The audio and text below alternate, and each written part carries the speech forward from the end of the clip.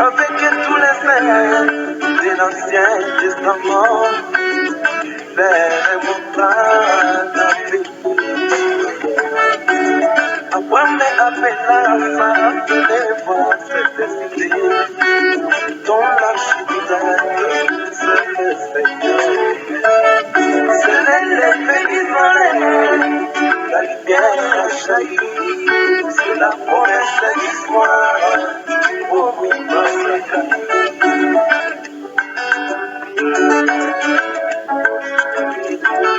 je suis avec tous les frères de l'Ancien Testament, vers mon bras, la félicité. Après mes appelations, je les vois se décider, dans la cité, c'est le Seigneur. C'est l'effet du soleil, la lumière a jailli, c'est la promesse du soir, oublie pas ça que.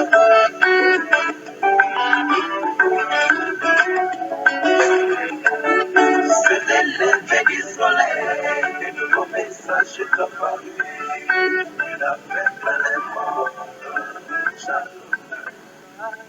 Shalom, shalom, shalom, peuple de Dieu. Que le Seigneur vous bénisse richement. Vous êtes tous les bienvenus dans votre émission Le Message et nous. Et nous sommes très heureux de vous savoir nombreux là où vous êtes. Une fois de plus, nous allons encore parler de la parole, parler de ce message, de ce précieux message que Dieu nous a envoyé en ces temps de la fin. Et nous allons aujourd'hui, par la grâce du Seigneur, terminer notre sujet à propos du langage voilé de Malachie 4. Ce petit sujet que nous avions pris la semaine passée, nous allons devoir ajouter quelque chose afin que nous puissions réellement avoir une idée on ne peut plus parfaite de ce que Dieu nous a annoncé en ces temps de la fin et surtout de la manière par laquelle il a pu nous apporter ce message, parce que le message nous a été apporté d'une manière surnaturelle, d'une manière voilée, d'une manière cachée, d'une manière voulue par Dieu lui-même. Et nous devons vraiment comprendre cet aspect des choses afin que cela puisse nous aider à mieux comprendre le message.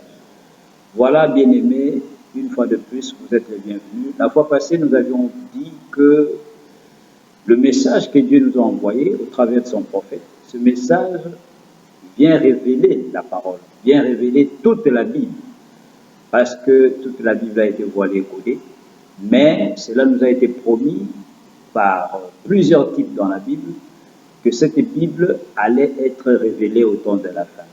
Et c'était l'une des missions de Malachie 4, le prophète du temps de la fin, qui est venu en ces temps de la fin pour révéler toute la parole qui a été écrite d'une manière voilée dans la Bible. Et nous avons aujourd'hui la révélation de la parole, qui n'est autre que le message de ces temps de la fin, mais seulement ce message, quoique cela apporte toute la révélation de la Bible, ce message est apporté d'une manière voilée. Pour quelle raison? Parce que c'est une lettre de l'époux à l'épouse. Et cette lettre de l'époux à l'épouse, comme l'épouse se retrouve parmi les nations, parmi les êtres humains, parmi au travers de toute la surface de la terre, cette épouse, pour recevoir la lettre venant de l'époux, qui ne la concerne qu'elle et elle seule, cette lettre pourrait par mégarde tomber dans les mains de ceux qui ne sont pas prédestinés à la lire ou à la recevoir. Alors le prophète de Dieu nous dit, il risque de faire des dégâts avec cette lettre. Alors c'est pour cette raison que Dieu a voilé cette lettre, il a codé cette lettre. Seule l'épouse pourra avoir la compréhension correcte de la lettre qui vient de l'époux. C'est pourquoi le message est voilé, c'est pourquoi le message est codé, c'est pourquoi le message, quoi qu'il ait la révélation de tous les mystères cachés de Dieu dans la Bible, ce message est toujours voilé aux yeux du monde, mais il est dévoilé pour les croyants. Mais les croyants devront savoir et comprendre cet aspect des choses afin que, à chaque fois que nous étudions la parole, nous puissions nous approcher de cette parole d'une manière spirituelle et tenir compte de cet aspect des choses, qu'il y a des déclarations qui sont faites par ce messager qui sont destinées à aveugler certains.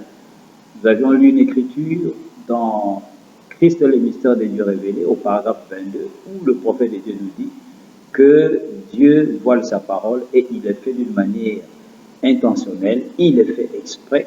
C'est pour faire quoi? C'est pour voiler les uns, c'est pour amener les uns à réfléchir et les autres à nous quitter, à partir.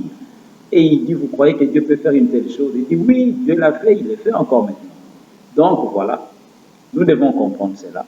Et aujourd'hui, nous allons ajouter quelque chose. Car la fois passée, je vous avais dit que nous allons prendre certaines écritures pour comprendre que lorsque le prophète de Dieu vient avec la révélation de la parole, surtout ces derniers prophètes, qui est le plus grand de tous, et comme il a un ministère très très important et très surnaturel, il devait apporter ce message d'une manière surnaturelle. Et ce messager du temps de la fin, comme je l'avais dit la fois passée, un prophète peut bien déclarer une écriture qui est déjà accomplie et dire aux gens que cela n'est pas encore accompli. Vous allez peut-être vous étonner, mais c'est pour quelle raison il fait cela? Justement, c'est pour aveugler les âmes.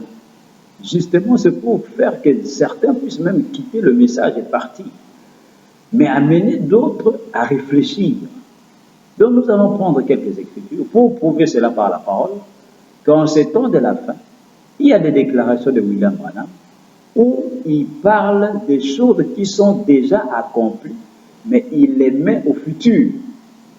Et alors, aujourd'hui, quand on ne comprend pas la manière dont le prophète a apporté le message, certains s'accrochent à ces citations qui nous renvoient au futur, et d'autres vont s'accrocher à d'autres citations qui disent que la parole est déjà accomplie. Et c'est pour cette raison qu'il y a bataille, il y a des combats, il y a des débats sans issue, sans, sans résultat probable et palpable et fructif. Pourquoi? Parce que on oublie que le prophète a fait ces choses d'une manière intentionnelle. Et c'est pour une raison, c'est pour aveugler les uns et ouvrir les yeux des autres. Nous allons prendre une écriture dans Malachie, dans la parole parlée de la sémence originelle 2, au paragraphe 430. Écoutez ce que frère Branham nous dit. Il dit ceci. La parole parlée de la sémence originelle, deuxième partie, 430. Il dit, Dieu a promis. Attention, Dieu a promis Malachie 4 pour ces derniers jours. Et Malachie 4 ne s'est pas encore accompli, mais cela doit s'accomplir, car c'est une parole de Dieu fécondée, prononcée à travers Malachie, le prophète. Jésus y a fait référence. Cela doit arriver juste avant la venue de Christ, la deuxième fois. Maintenant, écoutez bien. Toutes les écritures qui ne se sont pas accomplies devraient l'être avant ce moment-là. La Bible doit être menée à terme, être menée à terme. La dispensation des nations doit être menée à terme avec l'âge de l'Église quand ce messager point arrivera. Bien entendu, il plantera la sémence de la Bible entière, du serpent jusqu'au messager dans la pluie de la première saison. Après quoi, il sera rejeté par les gens des dénominations, tout comme son prédécesseur Jean, Jean et Élie, comme l'avait annoncé notre Seigneur. Voilà une écriture, frères et sœurs, où frère Branham, il prêche la parole parlée de la sémence originelle en 1962. Et là, le prophète fait une déclaration où il dit que Malachie 4 ne s'est pas encore accompli. Voilà un peu quelque chose qui doit nous amener à étudier bien la parole. 1962, le prophète déclare noir sur blanc, ceux qui aiment le noir sur blanc. Quand vous lui dites quelque chose, frère, montre-moi la citation. C'est très bien d'avoir une citation, mais il faut bien comprendre la raison pour laquelle la citation est donnée de cette manière-là. Il faut comprendre le but pour lequel cette citation est donnée de la manière dont elle a été donnée. Ici, Frère Branham déclare, Malachie 4 ne s'est pas encore accompli. Mais nous savons tous que depuis 1933, le 11 juin, lorsque l'ange puissant descend sur la rivière Oyo, la parole a déclaré, Dieu a déclaré du haut des cieux, comme Jean-Baptiste avait préparé ma première venue, toi tu prépareras ma seconde venue. Mais qui doit faire cela?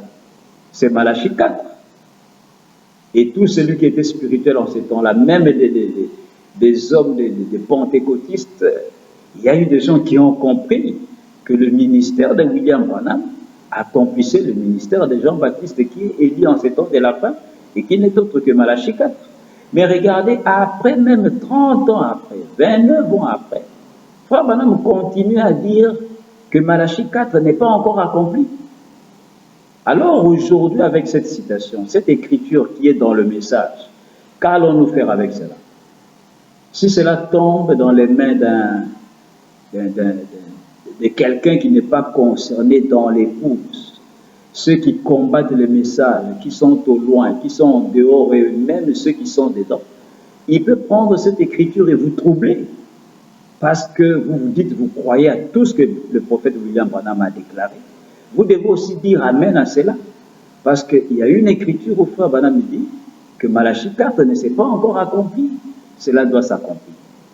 Donc voilà, frères et sœurs, c'est juste un exemple. Et nous allons continuer à voir d'autres exemples. Écoutez encore dans la parole parlée. Il parle toujours d'Élie le prophète. Au paragraphe 294, parole parlée, la sémence originelle, deuxième partie, 18 mars 62 au soir, 294, et il dit ceci. Il dit, le véritable prophète de Dieu proclamera en ces derniers jours la parole. Les dénominations le haïront. Il ne cherchera pas à leur donner des coups. Il sera comme à la première venue de Christ. Vous, génération de vipères. Mais les prédestinés entendront et se prépareront pour le compte à rebours. La semence royale de la foi d'Abraham se cramponnera comme lui à la parole de Dieu, quoi qu'il arrive, car elle est prédestinée. Écoutez maintenant ce que dit le prophète. Le messager de Malachie 4 apparaîtra au moment choisi par Dieu. Nous l'attendons tous. Nous croyons qu'il viendra. Cela est en accord avec sa parole. Ce sera dans les derniers jours. Il est temps maintenant de le voir. Ah. Le prophète en 62, il continue à affirmer. Il dit le messager de Malachie 4 viendra. Nous l'attendons tous. Et pourtant, ces messagers dont il parlait, ce n'était autre que lui-même. Lui-même était déjà sur la terre. Lui-même était déjà né. Lui-même avait déjà commencé à prêcher la parole. Depuis 1933, il dit le ministère a commencé là. L'ange l'a rencontré dans l'eau. Comme Jean-Baptiste, le ministère est venu dans l'eau et le ministère a commencé en 33. Mais voici que 30 ans après, le prophète continue à dire que nous attendons ces messagers-là. Alors, pourquoi il fait ça? Ne savait-il pas qu'il était élu? Ne savait-il pas qu'il accomplissait Malachie 4? Mais il le savait. Mais pourquoi disait-il qu'on l'attend? Pourquoi? Parce que Malachie 4 a un langage voilé. C'est pour voiler les gens, frères et sœurs. C'est pour amener les gens, d'autres qui ne sont pas prédestinés à ce précieux message, de partir, de fuir même le message. Parce que pour eux, ils vont aller chercher d'autres écritures, ils vont voir que Frère Branham déclare que Malachie 4 est déjà accompli. Et alors, ne connaissant pas ou n'ayant pas la révélation du langage voilé de Malachie 4, certains vont dire, mais ce prophète se contredit. Comment peut-il dire ici que Malachie 4 n'est pas encore accompli? Et ici, il va dire que Malachie 4 est accompli. Donc, il est en train de se contredire. Donc, c'est un faux prophète. Et les gens quittent le message. Voilà le but pour lequel Malachie 4 vient avec un langage voilé. Et nombreux, nous le savons, ont quitté le message et sont en train même de quitter le message.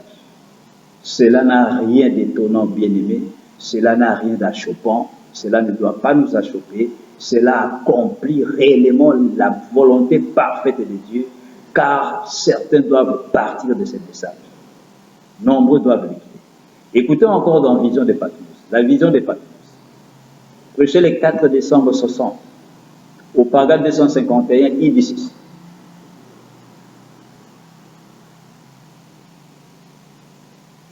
Écoutez ce que Frère Branham déclare à propos de la sœur Meda qu'il avait épousée en deuxième noce, après que sa première femme, la sœur Hope, soit rentrée à la maison. Écoutez maintenant quelque chose, une anecdote que Frère Branham raconte pour nous ouvrir les yeux. Écoutez dans la Vision de Patmos, comme je l'ai dit, 4 décembre 60 au soir, paragraphe 251, il dit ceci. Il dit, parlant à propos de la sœur Meda, il dit, et elle y tenait tellement, vous savez, la pauvre petite, et elle s'est rendue dans la grange. Elle s'y rendit et s'est mise sur ses genoux et dit, Seigneur, je ne sais pas quoi faire. Je ne veux pas te désobéir et pourtant j'aime Bill et je ne sais que faire. Seigneur, voudrais-tu me donner un peu de consolation? Veux-tu m'aider un petit peu? Je ne t'ai encore jamais demandé cela dans ma vie. Seigneur, et j'espère que je n'aurai jamais à te le demander à nouveau. Mais si tu veux m'aider, je vais ouvrir ma Bible et tu vas me donner un verset. J'ai entendu certains dire que tu faisais cela. Ça, c'est la sœur Meda qui parle. Et quand elle l'ouvrit, c'était sur Malachie 4. Voilà ce que Frère Branham dit. Quand la sœur Meda, après avoir prié pour que Dieu puisse lui montrer si réellement Frère Branham était celui qui lui était prédestiné pour le mariage, elle est allée prier, elle a pris sa Bible, elle a dit, Seigneur, montre-moi, j'entends que les gens disent cela, font cela, ils ouvrent leur Bible et toi tu leur donnes un verset quand ils ont un problème. Et elle dit, Seigneur, fais aussi pour moi, montre-moi, donne-moi un verset. Et quand elle a ouvert la Bible, c'était sur Malachie 4. Écoutez maintenant la réaction de la sœur Meda. Malachie 4, et quand elle l'ouvrit, c'était sur Malachie 4. Voici, je vous enverrai, dit le prophète, avant que le jour de l'Éternel arrive, ce jour grand et redoutable. Écoutez maintenant ce que Frère Branham dit. Elle m'a dit, je me suis levé de là, persuadé que nous allions nous marier. Vous voyez, persuadé, c'est-à-dire, elle était sûre. Donc, quand la sœur Meda tombe sur le verset Malachie 4, lorsqu'elle ouvre la Bible, Dieu lui répond. Elle a vite compris que Malachie 4, c'est William Branham. Donc Dieu lui avait répondu, lui montrant que oui, je t'envoie un prophète, et c'est ton pasteur dans ton église. Mais c'était en quelle année? Le frère Branham et la sœur Meda se sont mariés quand? C'est vers les années 37. Vous voyez, c'est là, frères et sœurs. Et frère Branham déclare que, quelque part, je crois, frère Branham dit, la sœur Meda ne connaissait même pas encore ce ministère. Donc, elle a bel et bien compris pourquoi Dieu a fait cela. Pourquoi frère Branham vient dire ces choses? C'est pour nous réveiller. C'est pour montrer qu'il est lui-même Malachie 4. Mais il ne peut pas les dire ouvertement. Il trouve un moyen pour que le peuple de Dieu puisse comprendre qu'il s'agit de lui. Voilà comment un vrai prophète parle. C'est ça le langage voilé de Malachie 4. Et nous devons comprendre cet aspect des choses, bien-aimés. C'est pourquoi vous allez trouver que dans le message, à chaque fois que Frère Branham est concerné dans une écriture ou dans un mystère, quand lui-même est en train de révéler cela, il ne peut pas se pointer lui-même ouvertement. Il va trouver un moyen pour vous faire comprendre, nous faire comprendre. Mais seulement avec les bien-aimés, les frères et sœurs, nombreux dans ce message, on ne comprend pas cela. C'est pour cette raison que quand vous donnez une citation, vous dites, voilà ce que Frère Branham déclare. Certains vont aller chercher d'autres citations, voulant contredire ce que vous lui avez donné. Pourquoi? Parce qu'ils ne comprennent pas cet aspect des choses. C'est pourquoi c'est très important, bien-aimés, de comprendre que Malachie 4 a un langage voilé. Prenons encore autre chose. Vous allez voir qu'il y a beaucoup de choses que Frère Branham a dites de cette manière-ci. Écoutez maintenant encore, à propos de l'âge de l'Odyssée, la fin de l'âge de l'Odyssée. Frère Branham, un jour, en 1964, lorsqu'il prêche la demeure future de l'épouse céleste et de l'épouse terrestre, écoutez ce qu'il va déclarer au paragraphe 234, 238. Retenez bien l'année en 64. Écoutez ce que Frère Branham. Il dit maintenant, dans Éphésiens 1:10, c'est appelé, si vous prenez ça en note là, Éphésiens 1:10, c'est appelé, pas une dispensation, pas le 7e jour, c'est appelé la plénitude du temps. Et quand la plénitude du temps est arrivée, c'est quand le temps a été accompli. Quand il n'y a plus de temps, là, vous entrez dans l'éternité. Une fois le 7e âge de l'Église terminé, et il est, Frère Branham dit, l'âge de Luther est terminé, l'âge méthodiste est terminé, l'âge de la Pentecôte est terminé, et maintenant, vous entrez dans quoi? L'éternité. Plus de 7, plus de 3, plus rien d'autre. Ils sont dans l'éternité, qu'il n'y a pas, où il n'y a pas de temps, avec les nombres et les temps et tout. Amen. Oh là là, vous le voyez maintenant? Voilà ce que déclare Frère Branham. En 64, il dit une fois les âges de l'Église terminés, il dit et il est le dernier âge, l'âge de la Odyssée, quand il est terminé, automatiquement nous entrons dans l'éternité. Il n'y a plus de temps, le temps est fini.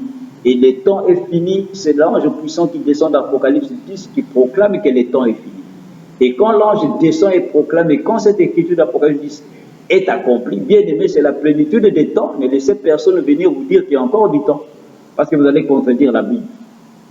Donc nous voyons, quand l'ange descend et il proclame qu'il n'y a plus de temps, Frère Branham dit, à ce moment-là, il n'y a plus de temps.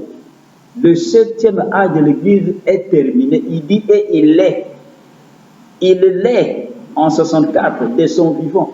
William Branham proclame que l'âge de l'Église de Laodicée, qui est l'âge pentecôtiste, le dernier âge de l'Église est terminé. Et quand le dernier âge de l'Église est terminé, cela veut dire que les 7 âges de l'Église sont tous terminés. Mais alors, à la même année, quelques mois après, le 30 août 64, Frère Branham va prêcher question et réponse numéro 4. Écoutez maintenant ce qui va arriver. Un bien-aimé va poser la question. La question 391. Question et réponse numéro 4. Prêcher le 30 août 64.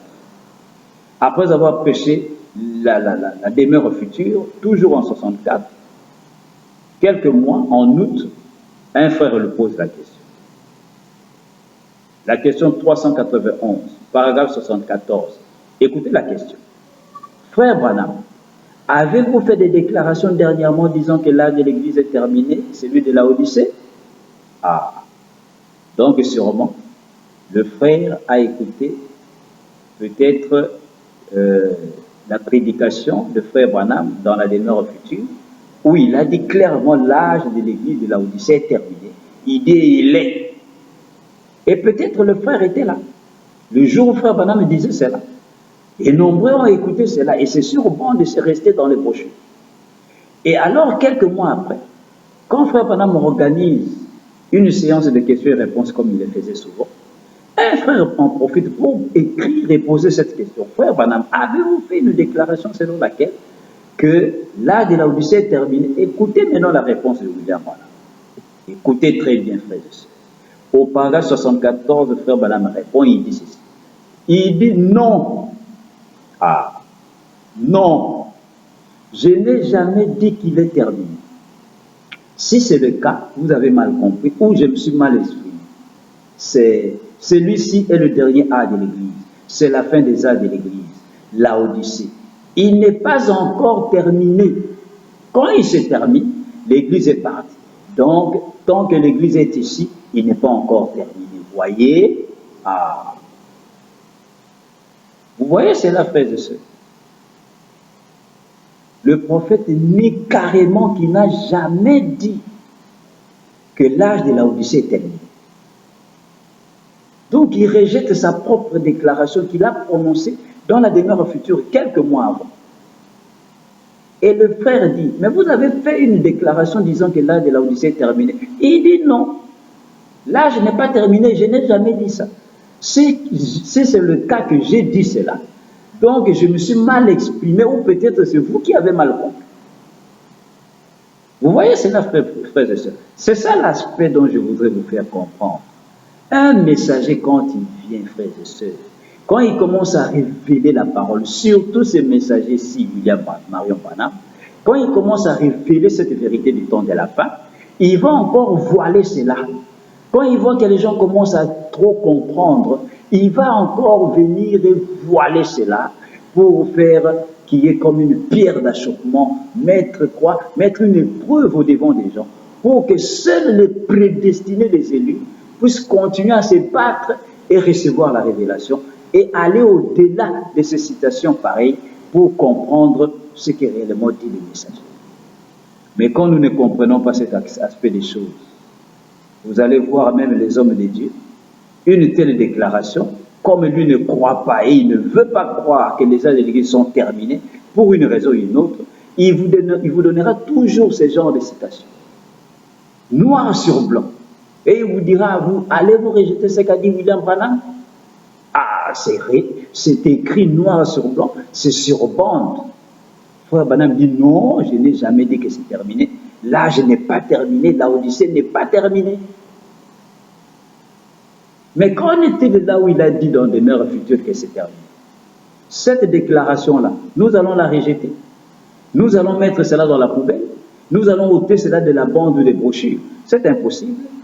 C'est pour cette raison, frère Branham déclare, quand vous rencontrez des écritures qui semblent se contredire, continuez à étudier la parole, vous allez trouver quelque part où l'écriture rejoint l'écriture. Les écritures se rejoignent et il y aura une lumière qui va jaillir. Mais où est-ce que ces deux écritures se rejoignent? C'est là où frère Branham déclare que les choses ne sont pas dites ouvertement. Les choses sont dites d'une manière intentionnelle pour que certains puissent partir, nous quitter. C'est pourquoi les gens trouvent des contradictions dans le ministère de William Branham et dans ses déclarations. Mais il n'y a pas de contradictions si du moins Dieu peut nous révéler par sa grâce, frères et sœurs, cet aspect des choses pour que nous puissions comprendre que le messager voile sa parole. Écoutez autre chose. Dans la prédication d'enlèvement, prêché le 4 décembre 65. Maintenant, nous sommes en 65. En 64, à propos de la fin de l'âge de la Odyssée, il nie. Il dit, je n'ai jamais dit que la Odyssée est terminée. Parce que si la Odyssée se termine, l'une des conséquences de la fin de l'âge de la Odyssée, c'est que l'Église doit partir dans l'enlèvement. À la fin de l'âge de la Odyssée. Parce que Enoch était le 7e depuis Adam, c'est celui-là qui est monté dans l'enlèvement, montrant que c'est le 7e âge de l'Église qui est pris dans l'enlèvement. À la fin, l'Église monte. Jean est appris dans Apocalypse chapitre 4, lorsque tous les 7 âges de l'Église, chapitre 2, 3 de l'Apocalypse sont terminés. Apocalypse chapitre 4, Jean voit le ciel s'ouvrir et une porte ouverte au ciel et la voix lui dit monte. Frère Branham dit c'est l'enlèvement de l'Église. Après, juste après que les âges sont terminés. Et maintenant, quand il a dit cela, les bien-aimés qui étaient au moins spirituels, ils ont dit mais ce n'est pas possible. Frère Branham déclare que l'âge de l'Église de l'Odyssée est terminé. Mais il y a des conséquences terribles. C'est pourquoi vous pouvez comprendre pourquoi certains ne peuvent pas aujourd'hui accepter que les âges de l'Église sont terminés, parce qu'ils ont peur qu'on leur dise que l'enlèvement a lieu, et pourtant ils sont encore sur la terre. Vous voyez cela, frères et sœurs? Alors les gens vont se voiler la face disant non, non, non, non, non. Et voilà, frère Branham a dit la Odyssée n'est pas terminée, et il avait peut-être mal dit la chose, ou c'est nous qui comprenons mal. Non. Maintenant, écoutez en 65, frère Branham continue toujours avec la même chose dans plusieurs écritures. Écoutez ce qu'il va dire dans l'enlèvement prêché le 4 décembre 65, au paragraphe 76, il dit ceci. Il dit, nous savons tous que nous vivons dans l'âge de la Odyssée. Il n'y aura jamais un autre âge. Cela ne peut pas être. Ainsi, nous vivons dans l'âge de la Odyssée. Et ces 7 sceaux qui ont formé ce livre et qui sont un mystère pour les gens doivent être ouverts en ces jours-là. C'est ce qu'il a permis, c'est ce qu'il a promis. Il dit, nous savons tous que nous vivons dans l'âge de la Odyssée. Donc en 65, Frère Branham continue à dire que nous vivons dans l'âge de la Odyssée. Il n'y aura plus un autre âge. Nous vivons dans l'âge de la Odyssée. Maintenant, écoutez maintenant bien.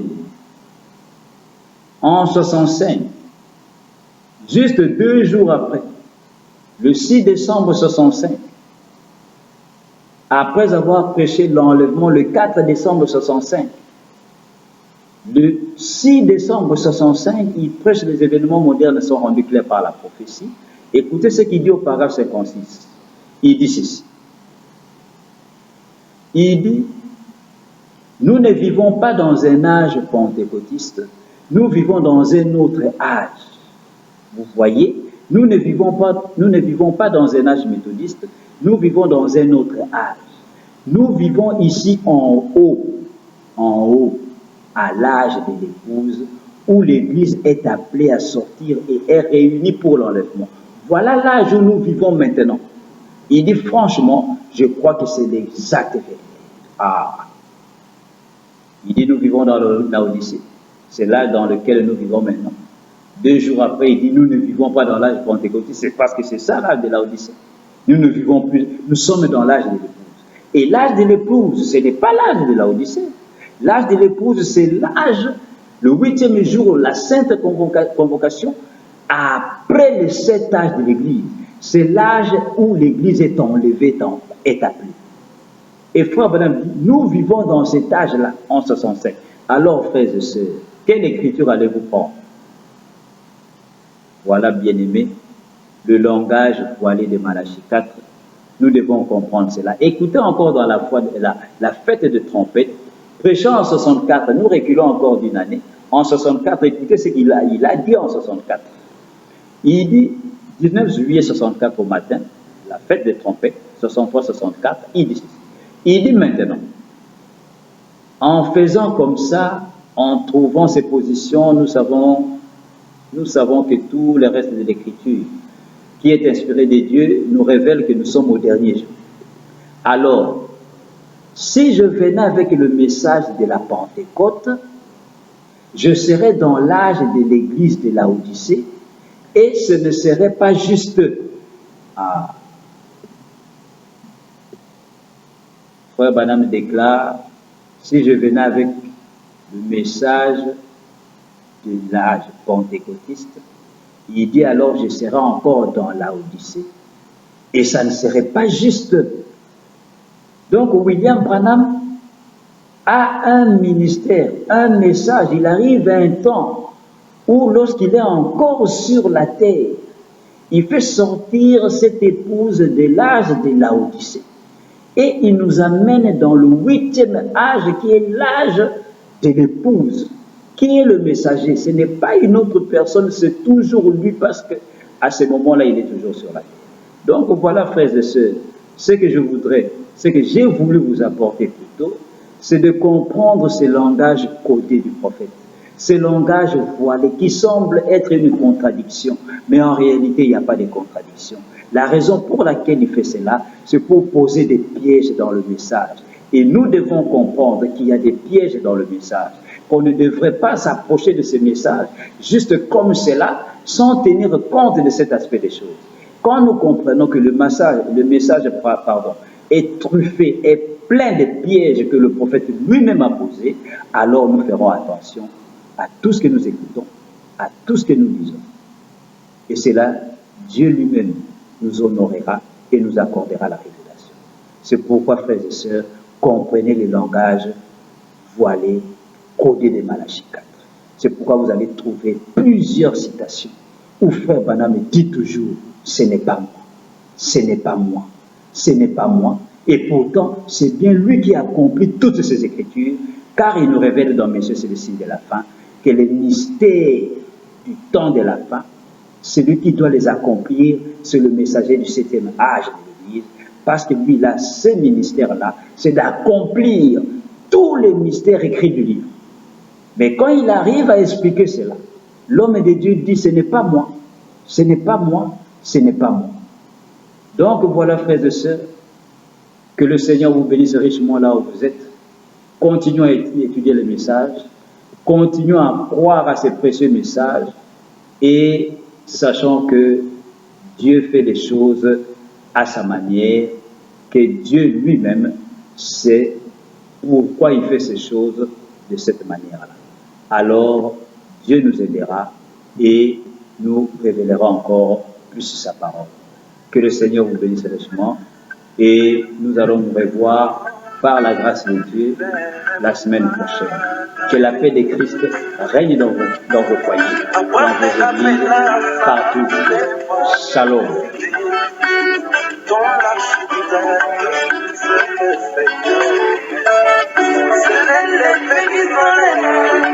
La lumière a jailli, c'est la promesse d'histoire.